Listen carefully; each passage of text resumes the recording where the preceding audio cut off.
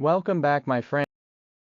Did know that the Cinderella story is originally Egyptian, and it has been adopted by different peoples from the ancient Egyptians. Cinderella is originally the Egyptian Rhodopis, who lived in a beautiful house with her mother and father. Her mother died after she gifted her a gazelle skin shoe. Her father remarried, and his new wife treated Rhodopis like a servant in the house. Then Prince Ahmose II, as mentioned in the Chester Beatty Papyrus, holds a party for all the girls in the city to choose a wife. The stepmother prevents Rhodopis from attending the party, but she is saddened by this and opens her mother's box to take the shoe to wear. One of the birds of prey then snatches the shoe, thinking it is something edible, and flies away with it, dropping it in front of the prince, who is enchanted by the shoe. He decides to search for its owner to marry her. Here, the story begins to deepen the meaning of justice, as the stepmother objects to the prince's messenger asking Rhodopis to try on the shoe, on the grounds that she is just a servant. The messenger tells her, justice does not distinguish between the servant and the princess. After the prince decides to marry Rhodopis, he also